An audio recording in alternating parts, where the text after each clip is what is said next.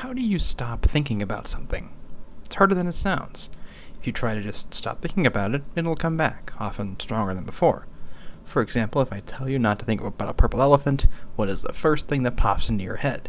Probably a purple elephant, because you have to remember what it is you're trying to not think about. Now, why do I bring this up? Well, there's a specific reason for it, actually. Thought-stopping techniques are a common trait among cult members. They overwhelmingly have been taught to use these to stop themselves from thinking about taboo thoughts, which usually involve things that the cult leader doesn't like. Things like wanting personal freedom, desiring to leave an abusive relationship, wanting to get your life back on track, or such are all normal, healthy desires. These are also things that cult leaders want you to not do because it means you're less likely to give them money. Can't have that. After all, if you want to be free from oppressive influences, you will want to be free from their oppressive influence too. Cult leaders figured this out pretty early on and started teaching their members ways to redirect their own thoughts back in line with the cult's teachings. For example, let's say that you approach someone who is a member of a cult.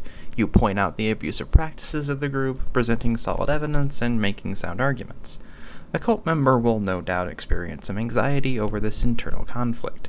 If that person is right, that would mean the group they spent so much time and energy on was actually wrong. But then they remember. People who criticize the cult are simply misguided or uneducated. If they knew how great the cult was, they would know the truth for themselves. Or perhaps they believe that speaking against the cult is heretical and a sign of a moral deficiency. So they tell you exactly that, and the anxiety fades because they have answered those hard questions. These techniques are all ways to silence discussion, both in the member's mind and between people. Let's look at those two I just used. The first one is appeal to the member's pity. These people are little lost sheep, so cold and desperate for the knowledge that only we can provide. Though it seems innocent enough, the end result is that it depersons the critic or prospective member. Sheep, after all, need to be guided and looked after all the time by a loving shepherd who actually wants the sheep to fleece them or eat them, but that's by the point.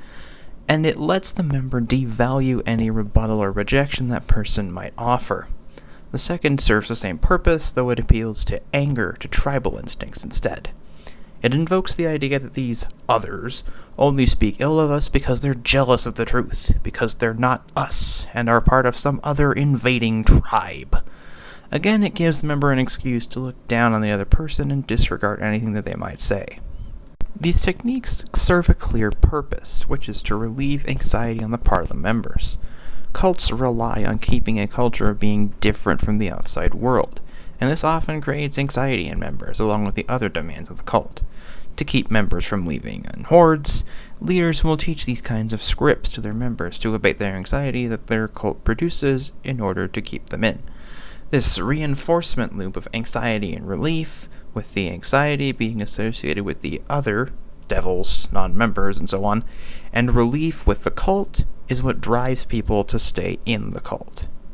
As you may have noticed, the two techniques I used earlier, common to Christian thinking, are not real arguments, and deliberately so. Real arguments require a lot of rehearsal, as well as an understanding of what makes an argument work and what doesn't. Both of these are often too much commitment for the average member, not to mention that teaching the members actual debate and logic strategy could easily backfire in giving them the tools they need to figure out that the cult is bogus. So they are taught little snippets of things like this to keep them from wandering too far from the cult's teachings. Just enough to feel like an answer, but not enough to require much thought, which is exactly the point. How do you recognize these in others, or in yourself for that matter? Perhaps the easiest way to find them is to watch what happens when the person in question gets anxious about the group, its leaders, or their practices, or when they start losing an argument. Name-calling, baseless accusations, claims of conspiracy by devils or men, bold assertions of faith without refuting the point, recitations of prayers, scriptures, things like that, and trying to play the martyr or claim a moral victory despite losing the argument are all things to look for in this regard. There are as many variations of these ideas as there are people in cults, and there are too many techniques to list here. Just remember, the goal of these techniques is to keep people from asking questions and from learning for themselves. Anything that stops this process could be such a technique, whether self-taught or learned from a group. Anyway, that's all I had to say. Like if you found this useful and sub if you'd like to see more.